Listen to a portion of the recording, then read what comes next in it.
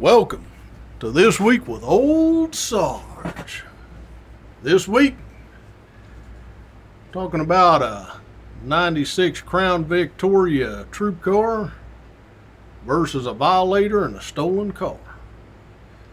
So, I'm out in Hope's area. Shout out to you guys. Minding my own there in the center median. Got a nice little radar spot set up there that I've used a few times. Worked out pretty good.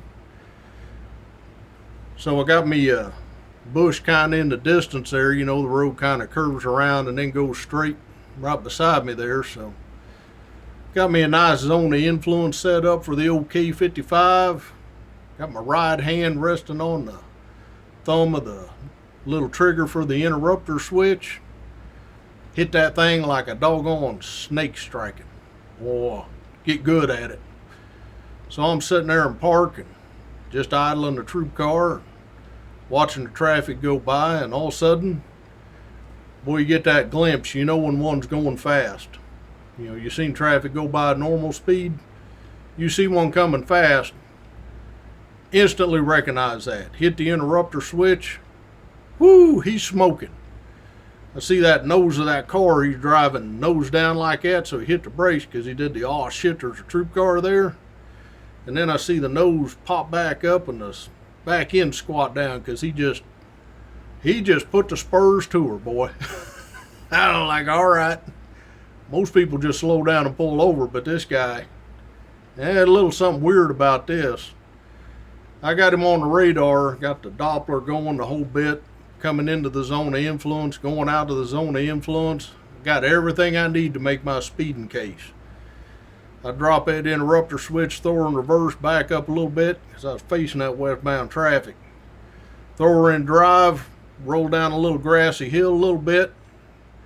Giving her the doggone spurs, looking in that passenger side mirror, make sure that left lane's clear. I pull out, and boy, we are going. Now, the old 96 Fords didn't have a lot of low-end torque to them. They wouldn't get off the line good. So you would keep that thing to the floor. You would occasionally touch the brakes when you needed to, but you didn't pick your foot up off the floor unless you absolutely had to. You want to keep them RPMs wound up as high as they'll go. So here we go. We got about 3 miles till there's an exit ramp. And this guy, not only did the nosedive going in when he saw me and then put the spurs to her going out, he's still putting a coal to her. So I'm winding this thing up and I see him cutting through traffic like a downhill skier, you know. Very dangerous. Call those aggressive drivers. Freaking hate them. Got a 3,000 pound killing machine and they're driving like an idiot. So I get this thing wound up and I'm reeling this cat in. He's got her to the floor, I got her to the floor, but old Troop Car 908, you get her wound up good, boy, she's good for, whoo, she can move.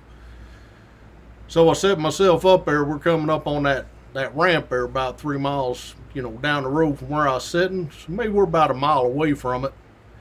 And I'm like, man, this guy, he's running. There is no way about it. He is definitely trying to get away. You know, most people see if you're interested. You know, if you chase them a little bit, they're like, all right, you got me, and they pull over. This guy ain't doing that. He knows I'm coming, and he ain't giving up. So, I know from enough time on the road now, I'm going to have to make sure I cover that exit ramp. So as I'm coming up on him, you know, reeling him in pretty good, I move over to the right lane, because the exit ramp's on the right lane, and I know he's going to have to cut across 3 lanes of traffic to take that ramp. But I'm set up at a pretty good angle to take it if he decides to. So he gets a little wibble wobble, you know, back and forth in the lane, then he straightens her out and just keeps on going. So I prevented him from taking that ramp, and that is the last ramp that you can take with any kind of speed before you get to Pennsylvania. So we go blasting on down the straightaway there, and the lanes are coming down from 3 to 2, you know, merges down into 2 lanes. Got the river on one side, the mountain on the other, kind of snakes through there. Call that the S turns, but there's a pretty good flat run before you get to those. I get close enough, keep my distance right, I pace him at 115 miles an hour. And then once I got my pace, we're in the S-turns. He's got to throw out the anchor. So I just keep touching that brake, trying to keep that accelerator down as far as I can, but use the brakes to kind of keep the car under control. And I let the dispatcher know, take down this plate, this guy's running on me. Now immediately when that happens, it's a pursuit. So a sworn member at the station's got to take over. So a senior trooper sitting in the book, on the book at the station, he answers up, go ahead, what do you got? And I give it all out, and the dispatcher takes it down, plus the senior trooper who's monitoring the pursuit. So license plate comes back to a stolen car. Everything matches. It's not just a stolen plate, it is a stolen car. So now we don't just have traffic offenses plus the criminal offense of, trying to elude. Now we got a stolen car. We're just walking right up the old criminal scale here. So I give out over the radio, we're going through the tolls here in a little bit, let them know we're coming. Big old toll booth there on the Pennsylvania side. So we go thundering across this bridge, nice straight away. They got the toll booth, all cleared out by the time we get there. He slows down a little bit, 90-something mile an hour if I recall, zips through the old toll lane there, there's several lanes to choose from. I zips through the same one, put the spurs back to her, letting off that brake a little bit, and ease right up to this guy, letting him know, I'm faster than you, you're not going to get away. So they're calling the Pennsylvania State Police over there, letting them know that I'm coming into their area with chasing a stolen car, got a big pursuit going. So we're zipping through there. I'm giving the updates, location, speed, all that kind of stuff, anything I see going on. And I occasionally back off from this guy a little bit, because going the speed we were going, you want to have a little forewarning of anything coming up. We're zipping by traffic pretty good. When traffic clears out, I just roll right back up to him, pretty close. Let him know he ain't getting away. I can pull up on you anytime I want. I got the siren going, the light's been going for, a long time now. This guy has no doubt I'm back there. I can see him looking at me in the rearview mirror since we were back in Jersey. So here we go, we're just zipping, and every once in a while I see a Pennsylvania State Police car in the cut between the east and westbound lanes. They're waiting for us to go by, and they pull out. But man, we are smoking. It's going to take them forever to reel us in. And we are just going and going and going deeper into Pennsylvania. And then we get in this little hilly section. These big old long sweeping hills, big old valley, and go up a hill the other side. And we top this hill, and I see the Pennsylvania's got traffic stopped. They just blocked the highway off. I'm like, holy crap. Oh boy, I'm chasing. He throws out the anchor pretty hard, and I'm throwing out the anchor. Only one place to go is the right shoulder. So violator, he takes the right shoulder there, and I join him. We go down the right shoulder, and I got pretty good space in there because right shoulder is pretty doggone tricky. But oh boy, he's putting the spurs to it. He wants to get away. So basically, Pennsylvania forced him to take this ramp, and they had all the troop cars sitting there where they could just go across the highway and take the ramp itself. So here we go. He goes down the ramp. I go down the ramp after him. Ramp kind of tees into a road. He blows that stop sign, takes a left, and just keeps going. When I do the right thing, I come to a stop, and then I make sure it's clear, and then give her the willy, and away we go. So I start trying to reel this guy in again. And I can see in the rearview mirror, all the Pennsylvania State Police seem like is behind us. And man, they are pounding up there. They're trying to catch up to us. And, I can see the violator. I'm starting to reel him in a little bit in the distance. And then all of a sudden I smell something burning. And it ain't like wood smoke. I smell automotive type burning. I'm like, oh my God.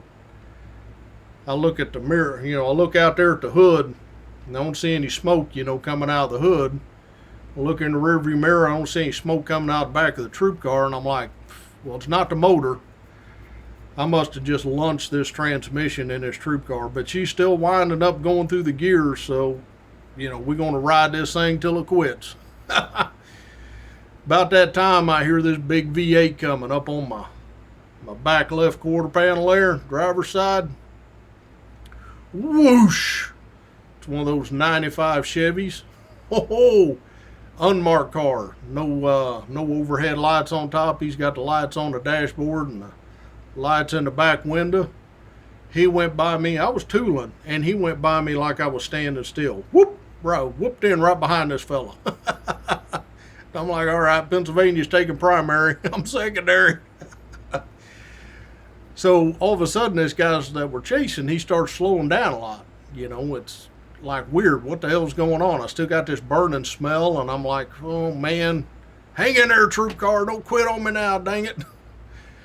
But it turns out, old boy in his stolen car, he's burned the clutch out of it. He's run this thing so hard, the clutch is just spinning on the doggone pressure plate and the flywheel and all that. It's launched.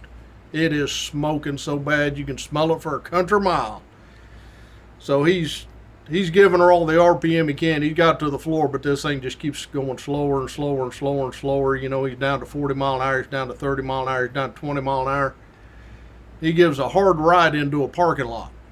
Well, of course, everybody else does a hard ride in the parking lot with him. I hit my seatbelt release because I know he's going to get out and start running, because that's been there, done that, and got the t-shirt. So he rolls up to a stop, and I'm on them brakes hard. I throw it in park. I jump out. Boom! Get on the ground! He jumps out of that car and looks like this back at all of us. And all he can see is pistols and shotguns and like 40 troop cars. Boom! He goes right down on his belly. I was like, that's the smartest thing he did all day. So, felony stop, felony arrest, do that just the right way. Turns out his girlfriend riding shotgun, she's juvenile, and old boy stole the car, he's an adult. That ain't good. Don't run to Pennsylvania. Woo! They charged him till the doggone cows come home. I was in there talking to her detectives, giving them a blow-by-blow of everything that happened as I was chasing this fellow. They were writing everything down. Boy, they wrote this guy traffic tickets and criminal summonses until the doggone sun went down. I'm going to leave there and drive back to the station. And there he is sitting on the bench in the hallway. He's handcuffed to it. I'm walking past him and he's like, I could have got away from you. I'm looking at him like, asshole, you're chained to a fucking bench in a hallway in a state police barracks. I think maybe you got the whole wrong idea. And I'm like, whatever. I'll walk on out. Never went to court on that. Got a subpoena one time for first appearance. I guess he pled out. I don't know. Whew. He's probably still in jail over there. What the hell's wrong with you? Hell of a day, though. About 3 or 4 days later, transmission blew out old Troop Car 908. I did some damage to that thing. Station commander had to do his pursuit review report. He's got to write down by the hour and the minute and the second every time a transmission was made over the radio by myself or the dispatchers or the pursuit supervisor, all that. Big old long transcript he's got to take off the recordation of the incident. And at the end of it, it says average speed. Keep in mind, my speed started at 0 and ended at 0. Average speed for this pursuit was over 98 miles an hour. 98 point what the hell ever. We were smoking. So, shout out section this week.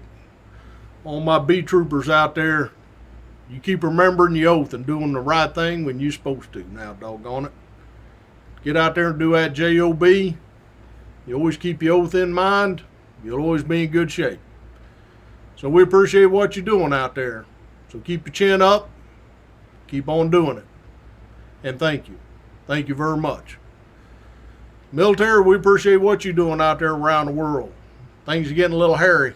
Getting a little weird out there. We appreciate you. Out there far from home. Still got all that professionalism. Whoo!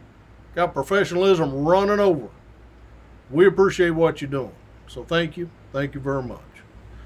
So till next week, me and Christmas Pig, bye now.